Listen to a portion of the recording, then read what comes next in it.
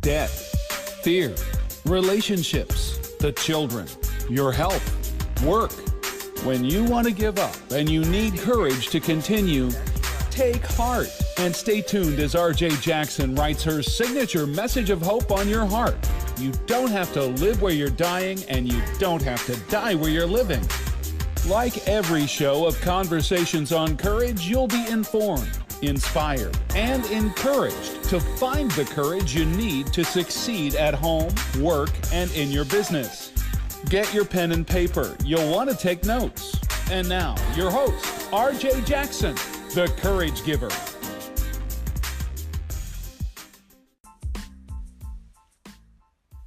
Hey now, happy Tuesday, and welcome back to the table. You talk about authentic, down-to-earth conversation. Well, we had one last week, as in every week. And let me just remind you, today is no exception. We got lots for you to talk about today. Oh, yes, we do. We have opportunities, encouragement, and inspiration that will cause transformation in your situation. Yes, we have lots more in store just for you. But first, here's 60 seconds of something amazing with leadership expert John Bentley. Hi, I'm John Bentley. I came across a poem by Vicky Fry titled My Dad, and it was about a daughter sharing about her father. I've modified that some for a message to us as fathers, as dads, to remember about our children. And here goes. Fathers, love your children so they tell the greatest story ever told. A story about you and your heart of gold. Fathers, no need to be a hero, known around the world. Just love your children, both boy and girl. Learn to model right from wrong, to instill in your children the values that they too will be strong. Teach them to face their fears, take each day as it comes, and let go of the things they can't change. Tell them to hold their heads up high, to carry themselves with pride, so they will become somebody, not run and hide. Then they too will tell the greatest story ever told, one about how their father loved them with his heart of gold. Again, I'm John Bentley. Thank you for listening. You can reach out to me at www.power2transform.com. That's power, the number 2, transform.com. Thanks, John. You're amazing. Stay tuned. Coming up next, RJ brings her special guest to the table for more authentic and down-to-earth conversations on courage. Joining us back at the table here on Conversations on Courage is Stephen Mcmillon. Stephen is a counselor, an entrepreneur, and most of all, he is a dad. He is the 2018 recipient of the Father's Love Award in honor of William Bill the Boss Jackson. Join me in welcoming back to the table Stephen Shade Mcmillon. Stephen, brother, welcome to the table here at Conversations on Courage. It's an honor to have you back on the broadcast. Thank you for having me. I appreciate it. All right, so we're going to just take a little bit of time to get to know you a little bit. And so I want to play my game. The question is, are you game? Yes. All right, let's do it. Spring or fall? Spring. Basketball or football? Basketball. I'm a basketball coach. Oh, you're a basketball coach. Okay. Your team certainly wouldn't have understood you picking football. No, that wouldn't have worked. Would you rather go to the beach or to the mountain? Beach. I got a bad foot. Okay, Mr. Badfoot, hip hop or R&B? Oh man, that's tough. You got a bad foot. You can't be hip and hopping. I'm gonna go with R&B because I can't listen to rap after 8:30. Okay. And why is that? It just puts me in a different place. I can't listen to. I can't. Okay. My energy can't be that high. I have to mellow. I have to bring it down. Okay. All right. If you were drinking something, would you rather it be hot or cold? Cold. Netflix or YouTube? YouTube. Would you rather read or write? I'd rather read what I write.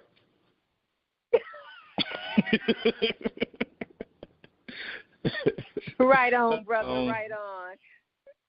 I'll go with read. I'm in the middle of reading a book right now. Well, actually, towards the end of it. What book are you reading? The Way of the Superior Man by David Deida. And their saying says, we are what we read.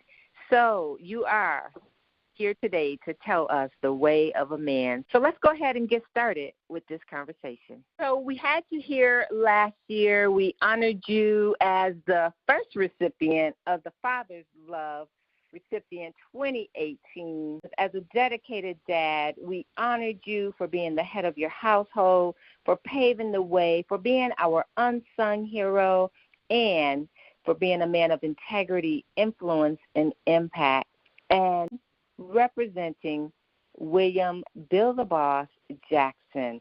So once again, we want to say thank you for being an example of the Father's love.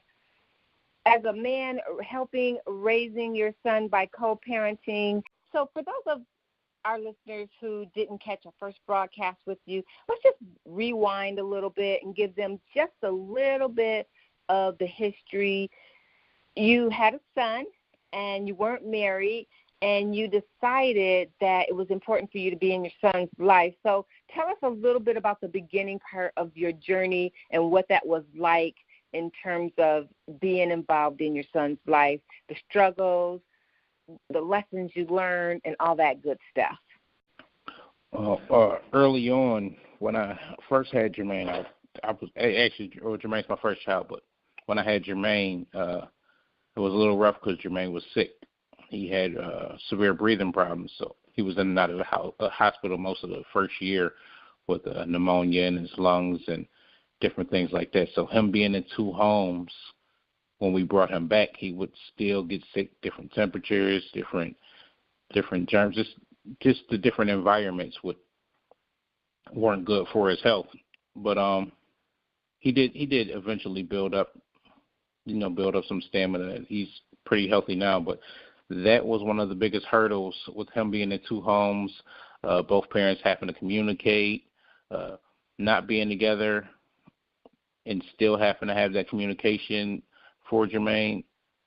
And it started off a little rocky, but I think it did help us in the long run to get over that initial hurdle.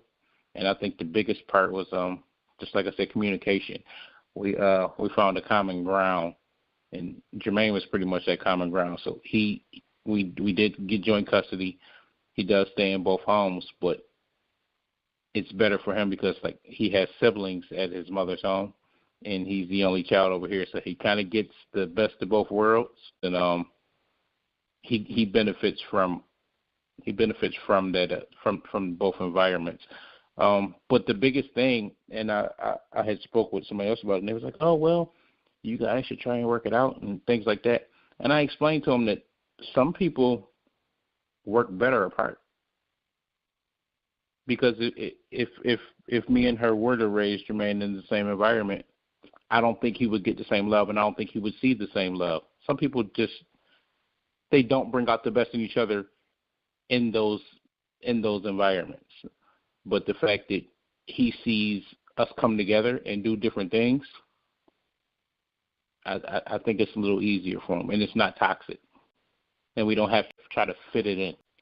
Tell us about the shift that you had that helped you come to the realization that it was important to work together, the shift in your mind and your attitude. My grandfather was really huge on that. And like I said, I didn't grow up technically with a father. He was around for brief periods of time, but for most of the time he kind of wasn't around.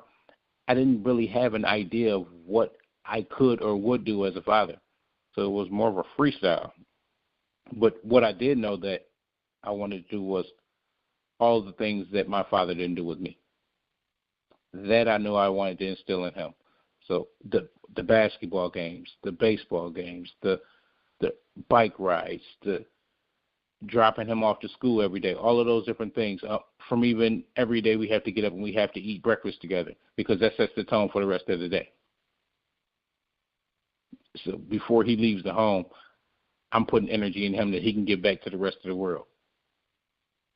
All of those little things are things that I knew I wanted to do. So in the midst of fatherhood, I pretty much was throwing darts at the board to see what would stick.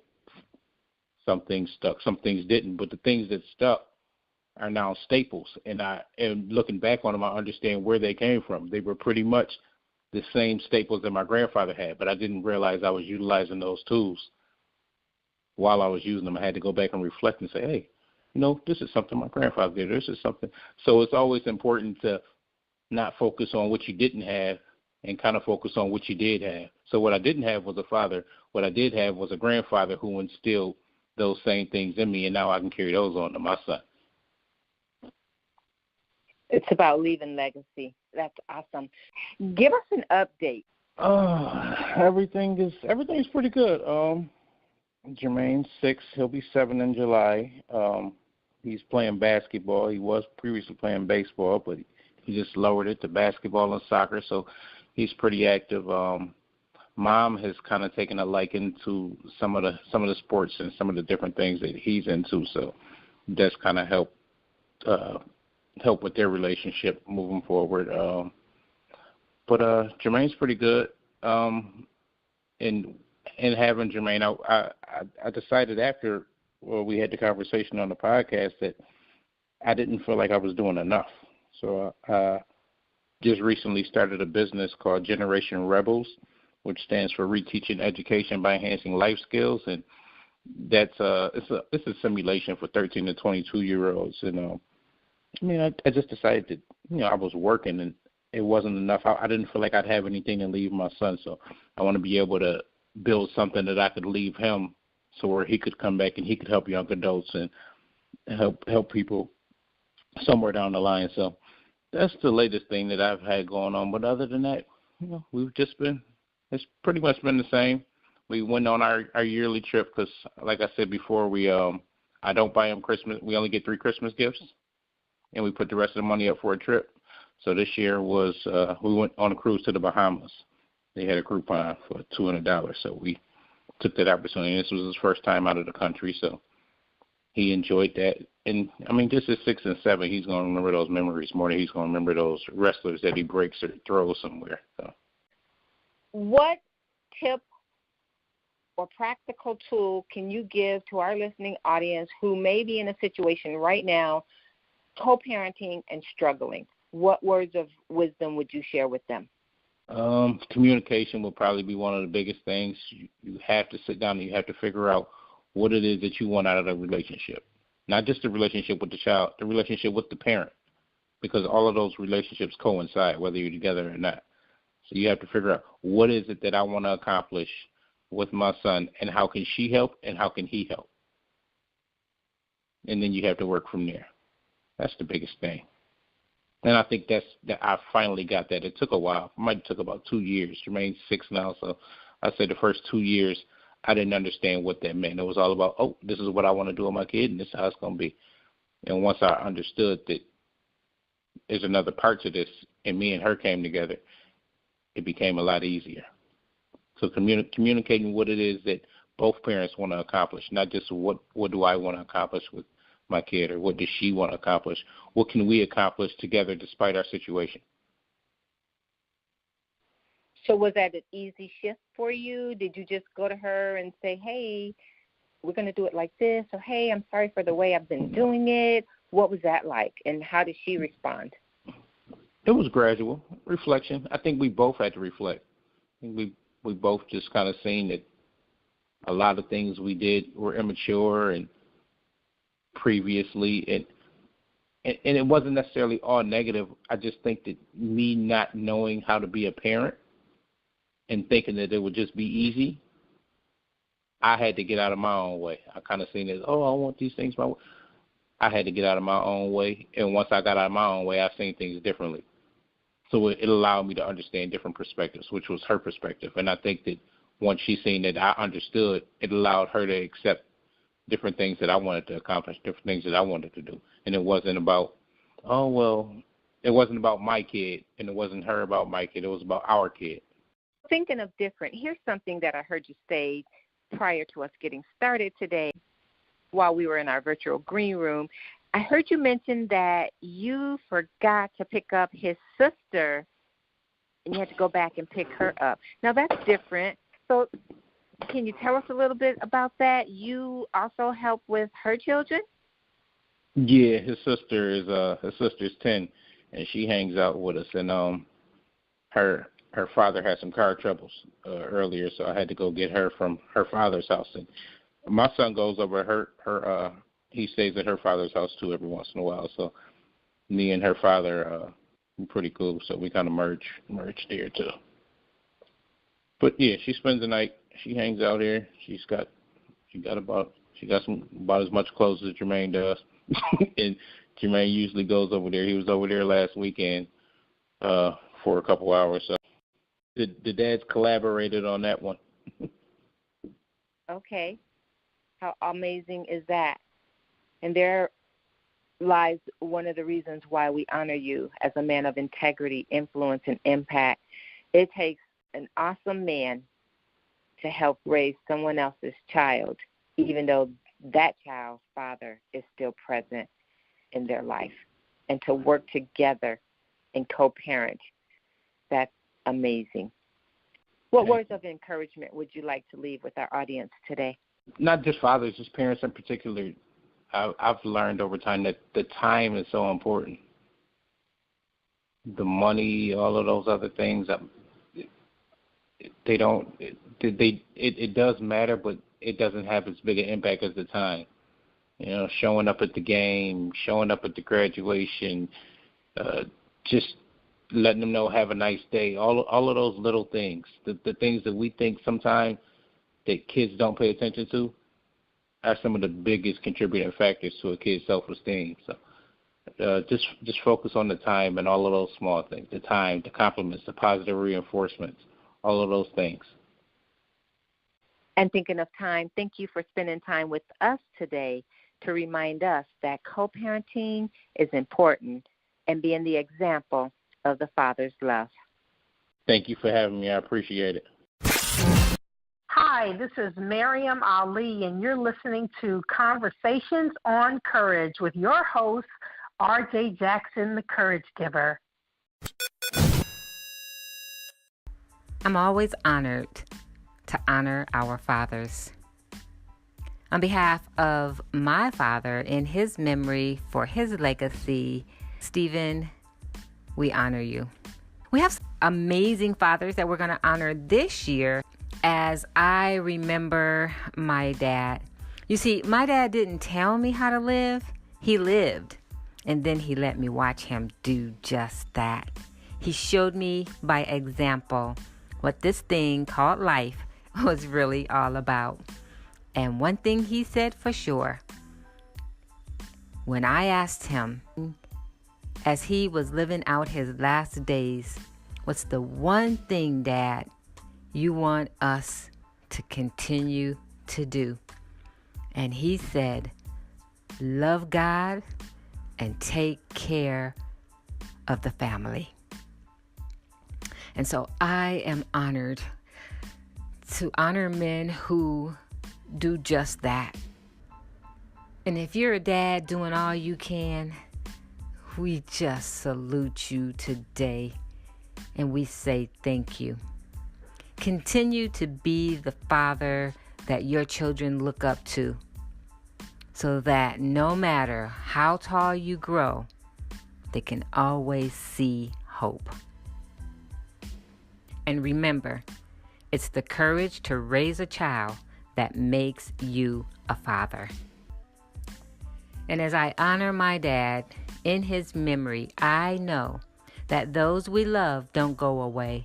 They walk beside us each and every day. Unseen, unheard, but always near, still loved, still missed, and very dear. William, Bill the Boss Jackson, I am missing me some you.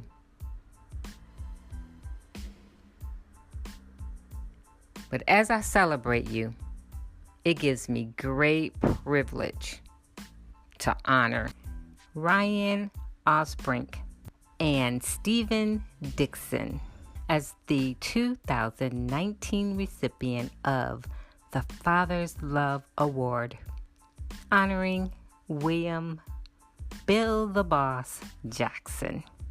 Let me tell you about Ryan.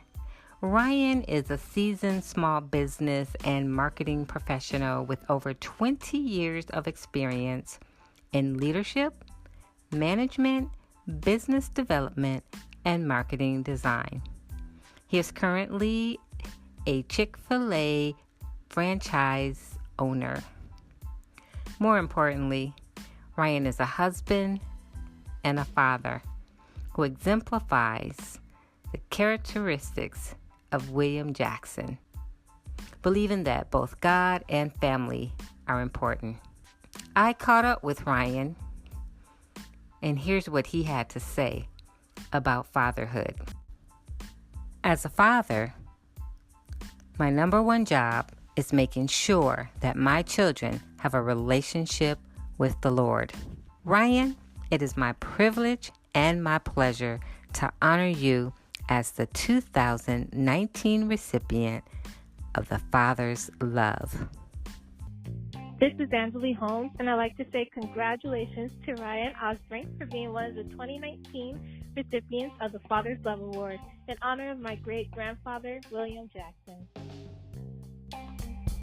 Our next recipient is very personal to me. It is my son, Stephen Dixon.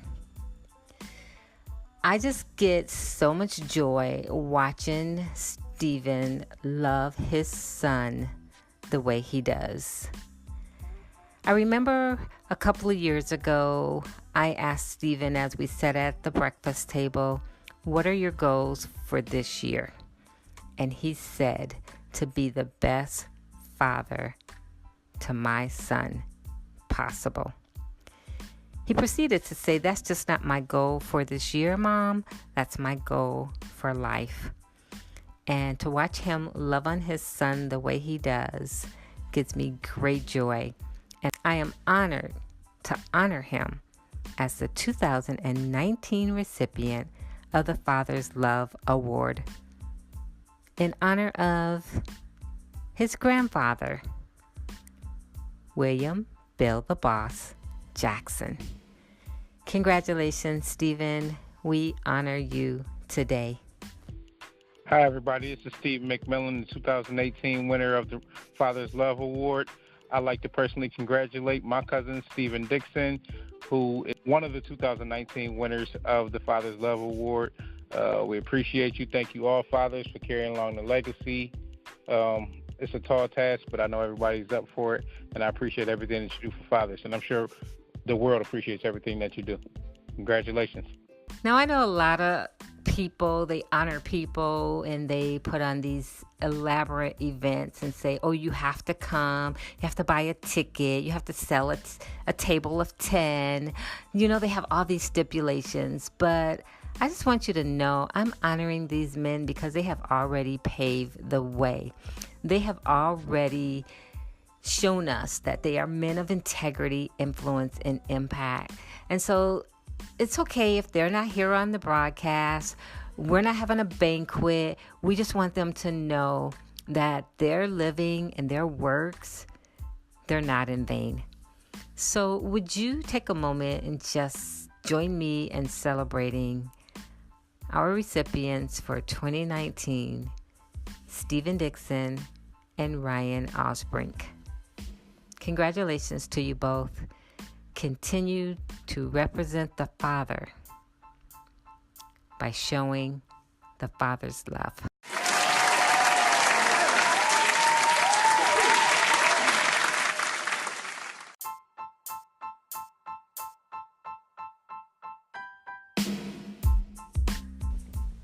Well, what can we say? Another day here at the table on Conversations on Courage, where we absolutely, positively kept our promise to you. Not only did we provide you with inspiration that causes transformation, but we provided you with success strategies for healthy and whole relationships. Hopefully you took some notes, but if not, no worries. Just catch us on the replay. We'll be here just for you.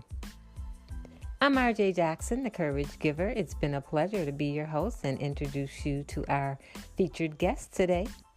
In the meantime and in between time, I'm not going to quit my day job. Don't you worry, because my day job is inspiring you to take a risk with confidence so that you, my friend, can live life on the other side of fear. While it is my pleasure to inspire you and encourage your heart here on Conversations on Courage, it is my passion and my purpose to connect with you intentionally as an international speaker to remind you that there's greatness inside of you. If you're looking for an authentic, down-to-earth speaker who speaks not only from the heart, but shares her stories for God's glories and tells about the journey that she's taking, she's on, and that she's preparing for, hey, give me a call. Let's talk. It'd be my pleasure to see how I may serve you. In the meantime, in between time, as I like to say, keep up your courage, take a risk with confidence, and stay blessed indeed. We'll be here again next week, same time, same purpose. And you, my friend, well, you're the reason why. So we hope to see you then. Don't forget to follow me online. You can catch me on Instagram, LinkedIn, Facebook, Anchor, and all social media platforms at The Courage Giver. You can visit my website at thecouragegiver.com. That's thecouragegiver.com. Bye for now.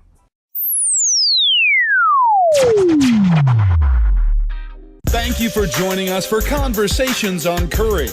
Now that you've been inspired, informed, and encouraged, it's time for you to take action. So head on over to thecouragegiver.com. That's thecouragegiver.com and connect with RJ for a personal conversation on courage. She's waiting to help you take the risk you need to succeed.